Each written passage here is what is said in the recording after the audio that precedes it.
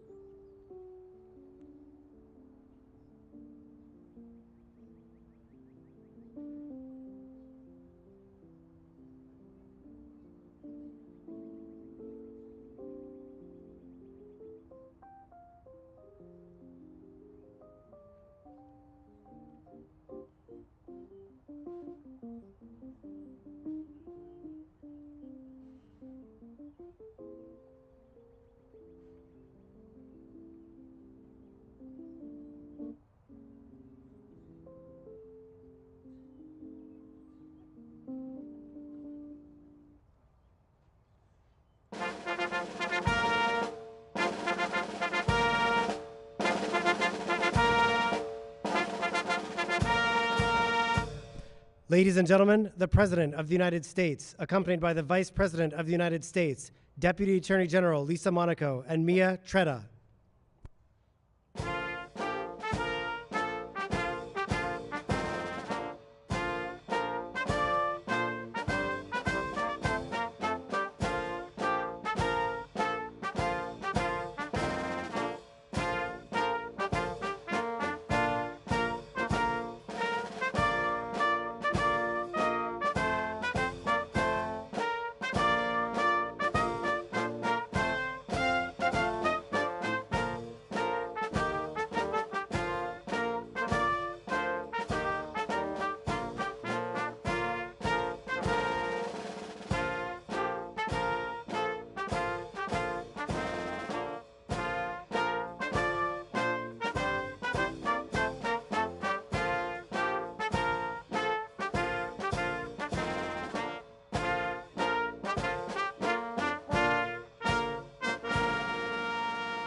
Please have a seat. Good afternoon, everyone. Good afternoon. President Joe Biden, members of Congress, members of our administration, friends, and fellow Americans.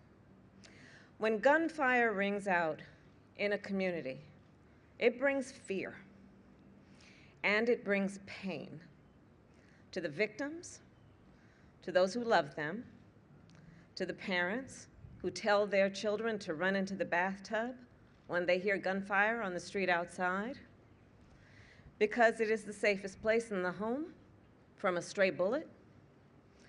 Gun violence brings pain to the entire community, and by extension, to the whole of society.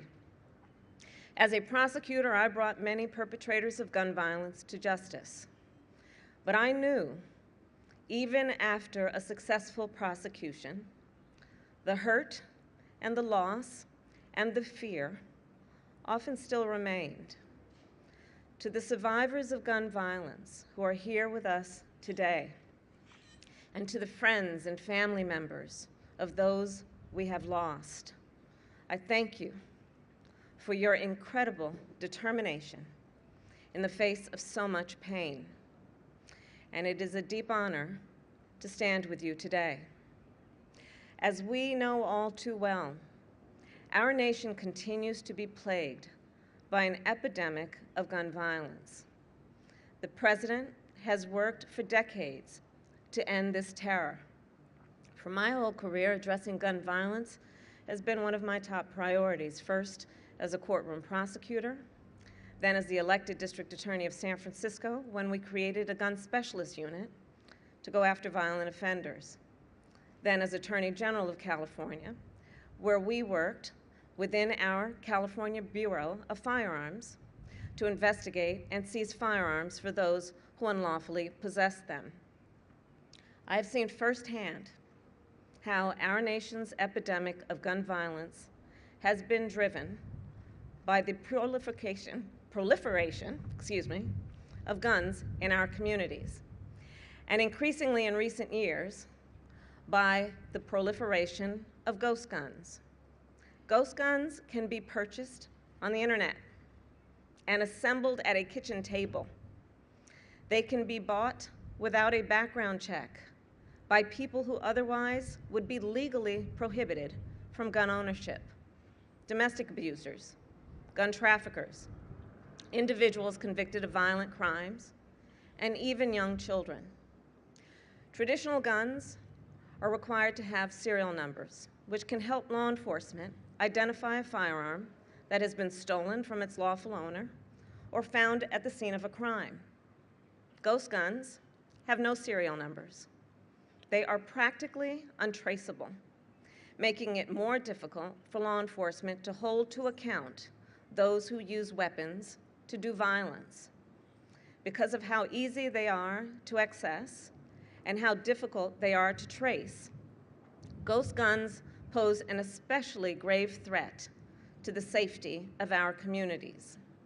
That is why, as a United States Senator, I was proud to co-sponsor a bill to manufacture and end the manufacturing, of sale of ghost guns, and it is why we are here today, to announce new actions to get ghost guns off our streets and to protect our communities from gun violence.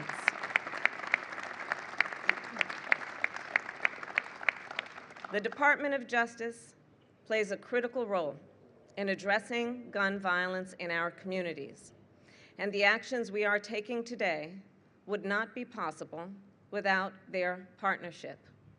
So I'm proud to now welcome a leader who has spearheaded much of the department's work on this important issue, Deputy Attorney General Lisa Monaco.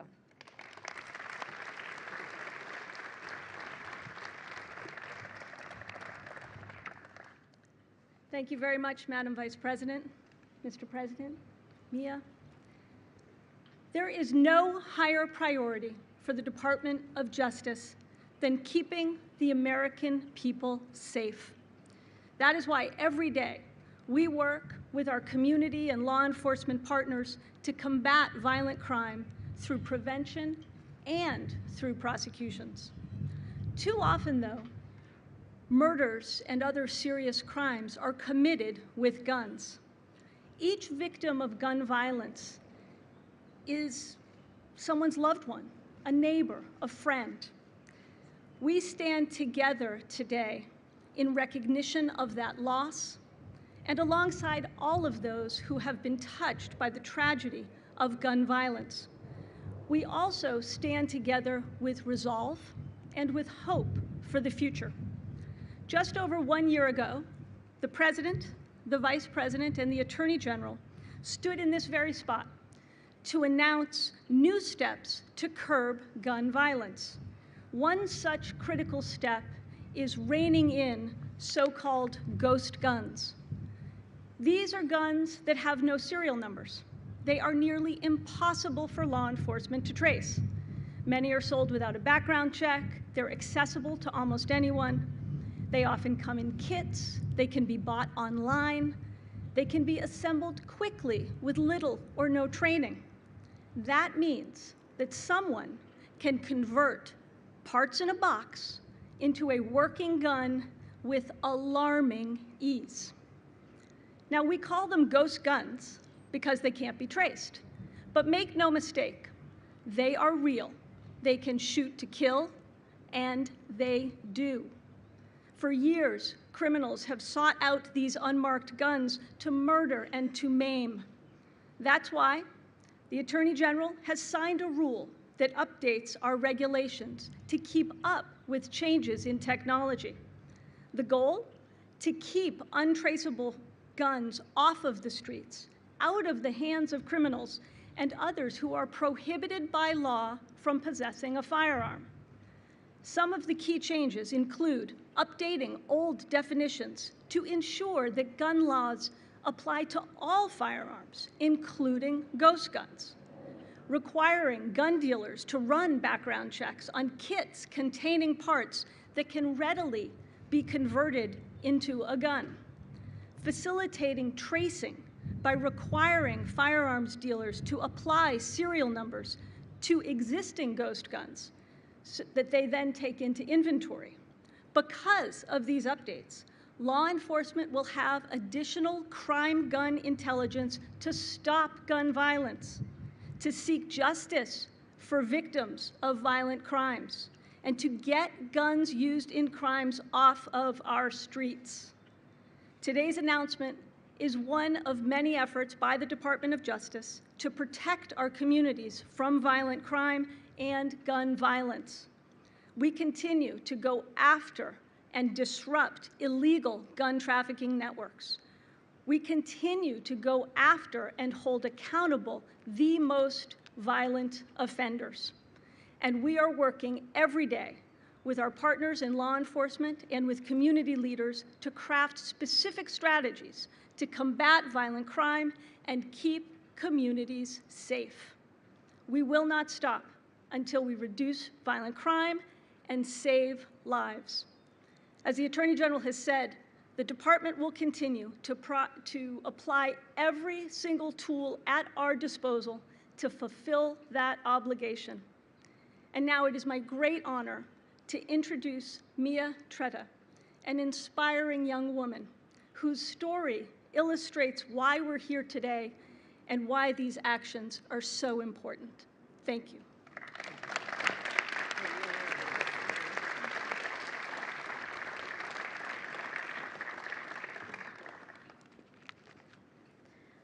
Thank you so much, Deputy Attorney General.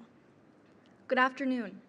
As she said, my name is Mia Tretta, and it's an honor to be here today. And not just because it's the White House, but because I'm speaking on behalf of two classmates who can't be here with us, one of whom was my best friend. When I woke up on November 14th, 2019, my biggest worry of the day was a Spanish test. I was a freshman at Saugus High School in Santa Clarita, California, determined to get good grades. So as soon as I got to school, I made a beeline for the quad to meet up with my best friend, Dominic Blackwell. It's hard for me to talk about Dominic. Like me, Dominic had big dreams, liked doing well in school, and planning for our futures. We spent the morning like any other, laughing, talking, until we heard a loud pop. It was a gunshot, followed by 6 more. One of the bullets hit me in the stomach. Somehow, I was able to get up and run away, but Dominic couldn't. I was airlifted to the hospital and spent hours in surgery having a bullet removed from my abdomen that was millimeters away from my major artery. Then my parents told me the terrible truth. Dominic had died, and so had another classmate, Gracie Ann Muehlberger, a 15-year-old girl with an infectious laugh. And a community was left shattered. I later learned that we had been shot by a 16-year-old student for reasons I will never know.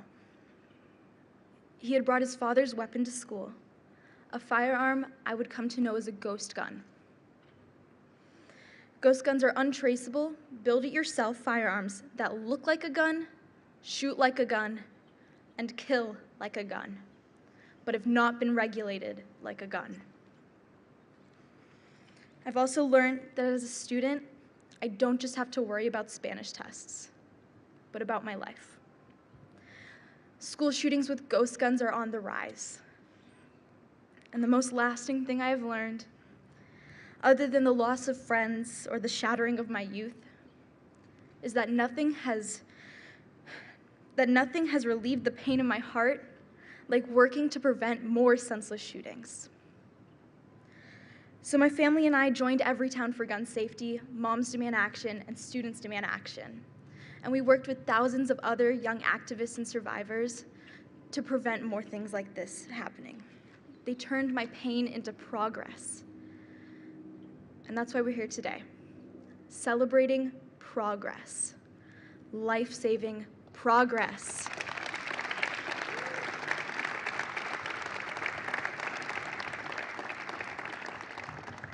Because now, finally, we have a president who realizes that thoughts and prayers alone are not enough.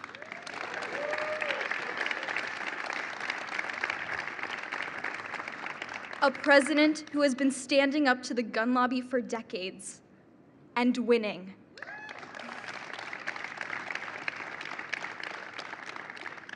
A president who has been standing up for survivors like me and so many others.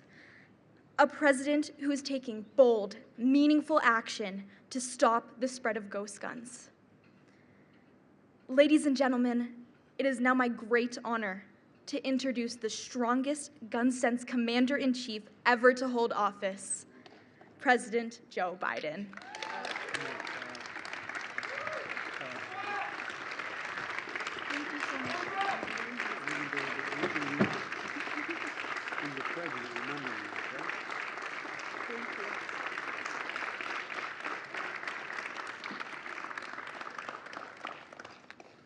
Wow. Thank you, Madam Vice President, Deputy Attorney General Monaco. And Mia, you're an incredible young woman. We spoke for a moment inside the Oval Office, and a lot of people here who have lost someone, and too many here have lost someone, know that no matter what the occasion, how celebratory or not it is, when you have to repeat it, you relive it like it just happened a moment ago. Your poise, your confidence, and your intellect are really impressive, honey. I mean, they really are. And you know, I think most people here can tell you've gone through serious loss, that the best way to deal with it is find purpose. And you found real purpose. And you are impressive. And thank you for sharing your strength, for helping us remember your friend Dominic Blackwell and Gracie Muehlberger. You know, Dominic and Gracie's parents are with us today. Are you prepared to stand up? If I don't want to embarrass you, but would you stand up?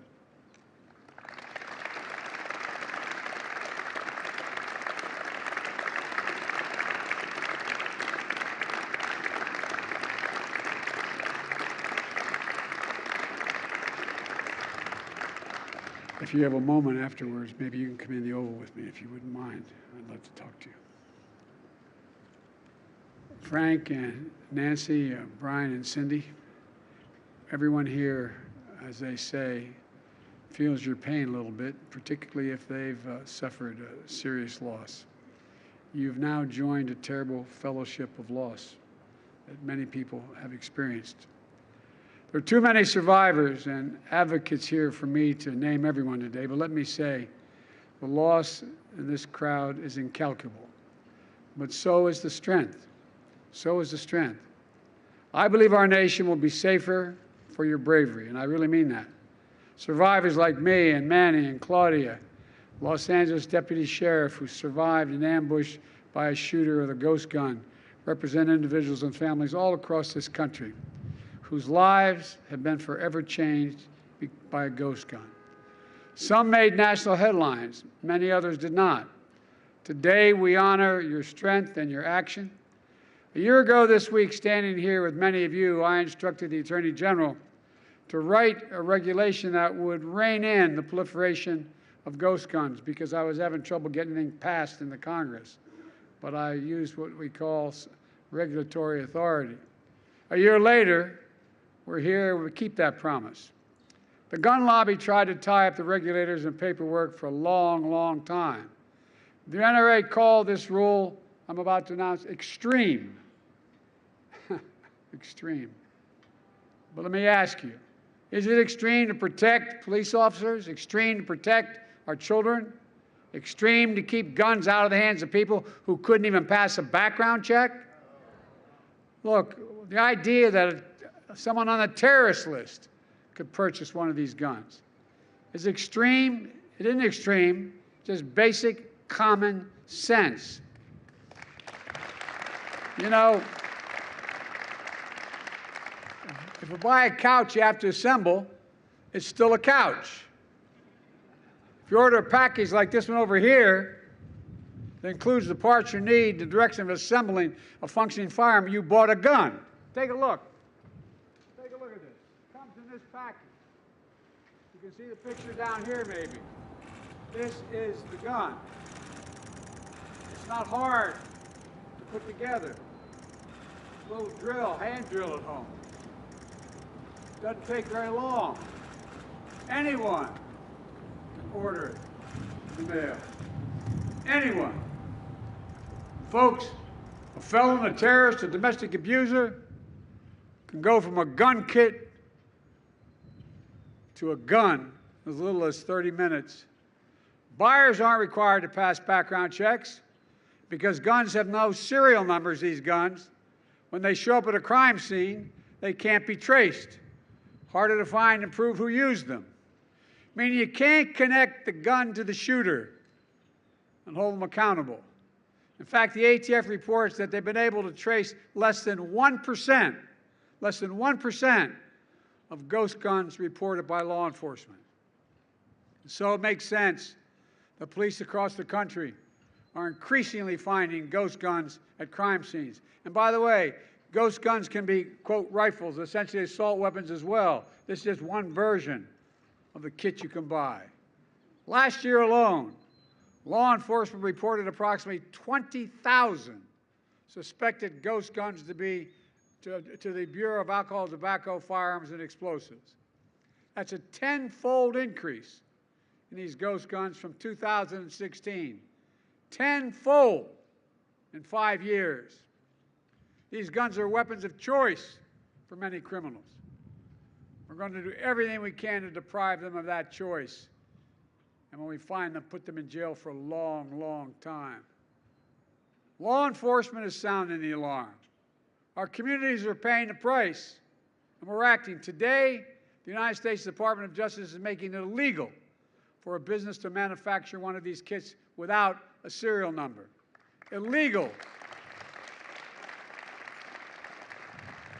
Illegal for a licensed gun dealer to sell them without a background check. And starting today, weapons like the one used in Saugus High School and to ambush deputies that are here with us today are being treated like the deadly firearms they are. And if somebody sells a ghost gun to a federally licensed dealer, for example, a pawn shop, that dealer must make the firearm and mark it with a serial number before reselling it. All of a sudden, it's no longer a ghost. It has a return address. It's going to help save lives, reduce crime, and get more criminals off the streets. And this rule is only part of our strategy to go after ghost guns. In February, the Department of Justice launched a national ghost gun enforcement initiative, intensifying our efforts to bring cases against those who use ghost guns illegally. We're teaching investigators and prosecutors best practices, how to build these cases, and assigning a coordinator in each of the ATF field divisions to serve as a point person for helping federal, state, and local law enforcement go after ghost guns. If you commit a crime with a ghost gun, expect federal prosecution. Not just state, expect federal prosecution.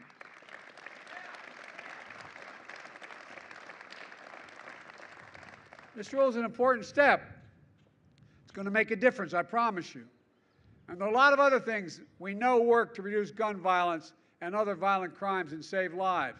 That's why I put together a comprehensive strategy to supercharge what works while continuing to push Congress to act on sensible legislation to prevent gun violence. In addition to today's rule, we're working on 4 areas. First, we're going after rogue gun dealers. The last time we had data on this was more than 20 years ago. 5% of gun dealers sold 90% of illegal guns found at crime scenes. 5% sold 90%. These merchants of death are breaking the law for profit, selling guns that are killing innocent people. We're cracking down on these gun dealers and the violent criminals they knowingly arm. Second, we're disrupting illegal gun trafficking. Attorney General Garland has directed all U.S. attorneys to prioritize combating gun trafficking that is moving guns across state lines and city boundaries. The Justice Department is surging prosecutorial resources to help shut down these trafficking corridors, including the one known as the Iron Pipeline that funnels weapons from gun shops in states like Georgia to crime scenes up and down the East Coast. Thirdly, we're funding strategies we know reduce gun crime, community policing, and community violence interruption. Look, I've said it many times. The answer is not to defund the police. It's to fund the police and give them the tools and training to support they need to be better partners and protectors of our communities in need.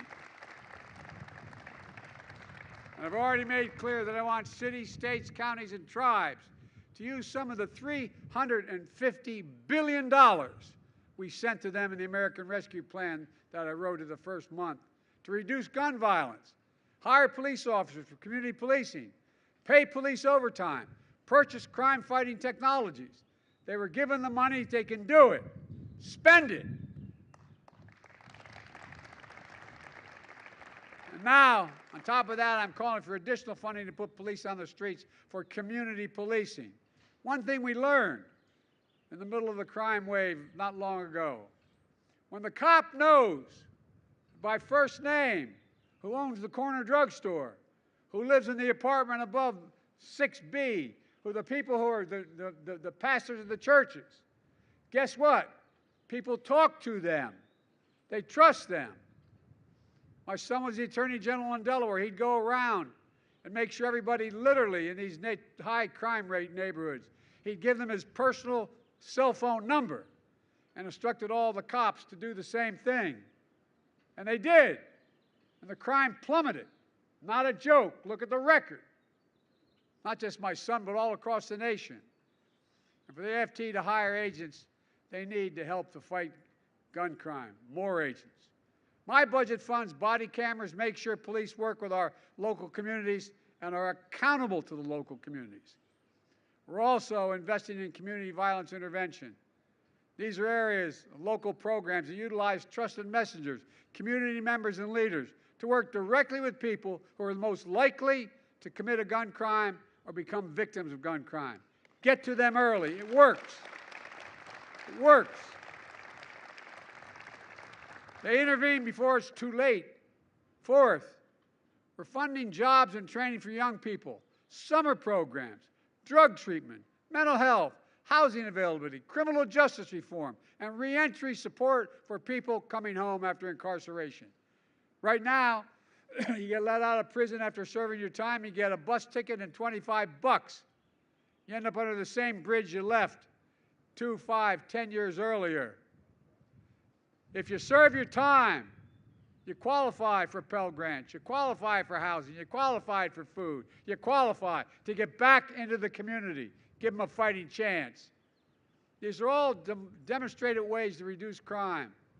And I'm strongly urging cities, states, counties, and tribes to use the rescue plan funding we sent them to do more in each of these areas. And they need to do more and do it quickly before the summer, when crime typically surges around America. So, we're pushing in each of these areas, but none of this absolves Congress, with all due respect to my members of Congress here, they're the wrong people I'd be talking to, for the responsibility to act.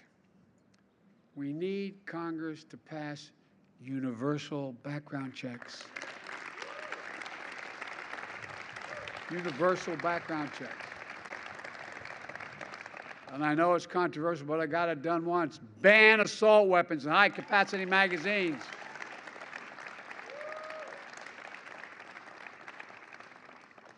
I was getting criticized when I first passed this law when I was a senator.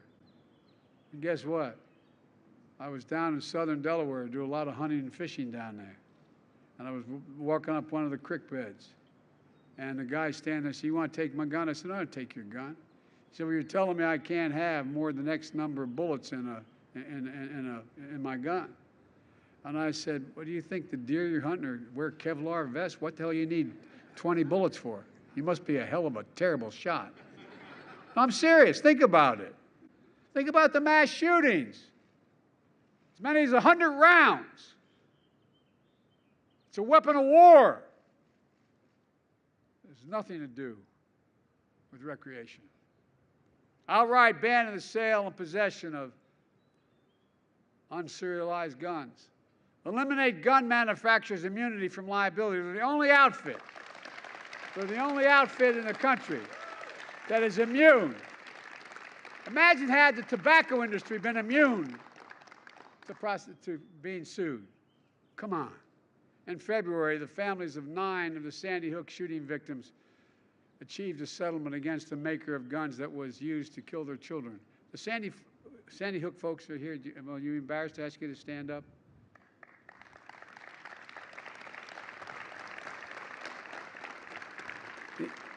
These folks right here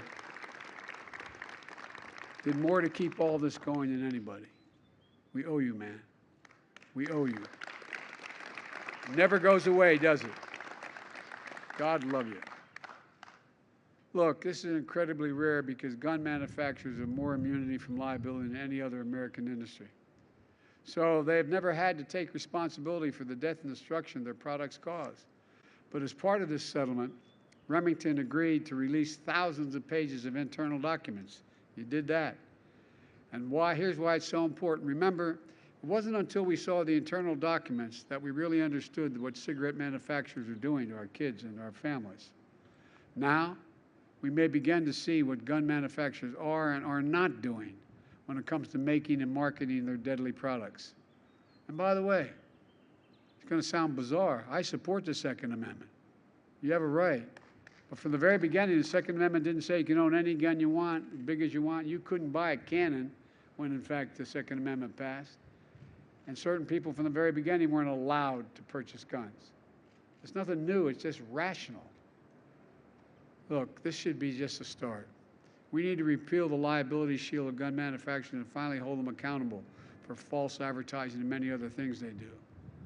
There's one more action I'm taking today. There's only been one Senate who's confirmed the Director of Bureau of Alcohol, Tobacco, Firearms and Explosives in the Bureau's entire history. It used to be didn't require Senate action when I first got to the Senate. But it's only been one since it became required confirmation. This is an agency whose mission is to protect communities from violent criminals, illegal trafficking of firearms, acts of arson and bombing, and a lot more. The mission of this agency isn't controversial, it's public safety. Today, to lead and support the dedicated men and women of the AFT, I'm proud to nominate Steve Dettelbach, excuse me, I mispronounced your name. As Director of Bureau of Alcohol, Tobacco, Firearms and Explosives. Steve is immensely qualified. He served the Department of Justice for 2 decades. He worked side by side to support the work of federal, state, and local law enforcement, including AFT agents. And one of those was his case he was personally tried as a U.S. attorney, where the serial arsonist firebombed the courthouses and police headquarters in Mansfield, Ohio. For his work, Steve got death threats, but the defendant got 60 years. Steve also partnered with the community leaders and law enforcement to help prevent violent crime. He's worked with the police to combat domestic extremism and to take violent criminals off the street. Steve's record makes him ready on day one to lead this agency. And by the way, in 2009, the U.S. Senate unanimously confirmed him to serve as U.S. Attorney. I look forward to working with the Senate to get him confirmed once again. With what I know about him and why I'm so enthusiastic about supporting him, I'd like to introduce my nominee to lead the AFT to you, all of you. Steve, come on up here.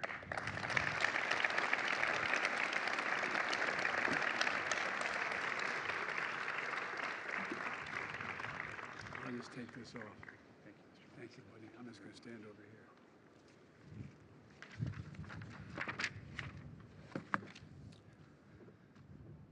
Thank you, Mr. President. Thank you, Vice President Harris, for your leadership in protecting the people of this nation and for placing your trust in me to become the next director of the ATF. Thanks. Thank you also, Deputy Attorney General Monaco, for all that you and Attorney General Garland continue to do at DOJ to make our nation safer. And thank you, Mia, for your incredible inspiration and courage, not just here today, but all over this nation. Thank you. I also want to thank my incredible, supportive, and often patient family who are here, my wonderful wife, Carol, and my children, Allie and David, please.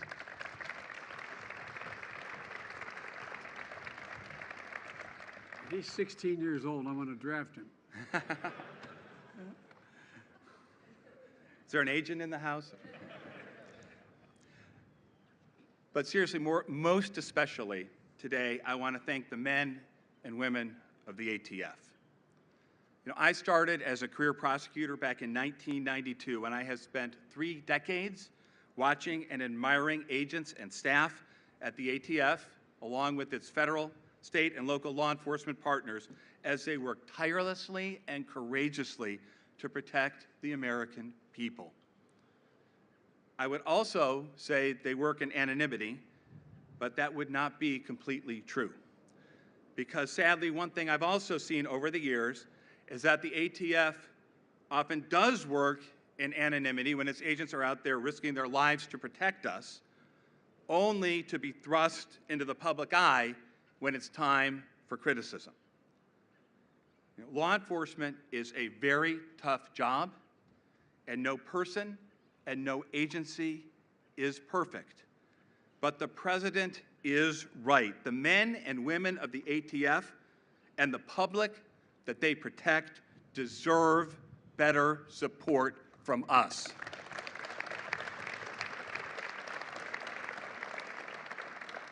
I've seen firsthand the work that so many at the ATF do to protect us from violence. They're dedicated, they're professional, and they're effective. They don't write the laws. Their mission every day is just to go out and enforce those laws and protect the public from a wide range of threats.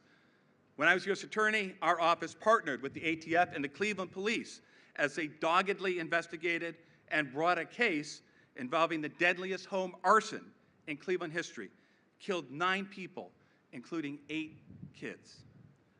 I also saw the ATF partner with the FBI and our office, first to find and then to bring to justice a bigot who drove from Indiana to outside Toledo to torch the largest mosque in Ohio. And last, and certainly not least, I have partnered with the ATF for decades in its crucial fight against gun violence. You know, whether it was taking a single violent recidivist off the street in Maryland or putting together a big racketeering case against a violent gang in Youngstown, Ohio. I have seen the ATF work with other law enforcement to make so many of our communities safer. As we emerge from this pandemic, we've got to recognize that many Americans still face fear and isolation, not because of a virus, but because of an epidemic of firearms violence. It's not a new problem, and it has many causes. That's why it's going to take an all-hands-on-deck partnership approach to address that issue. And the ATF will be there.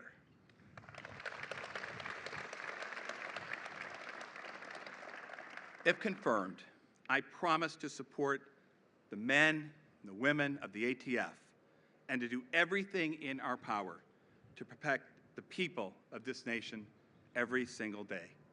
Thank you.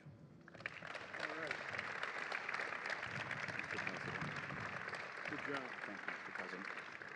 Thank you all for coming. By the way, he was responsible for the weather as well. Thank you, thank you, thank you.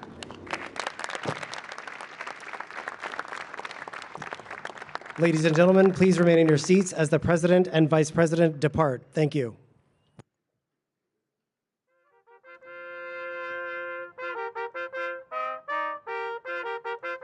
Thank you.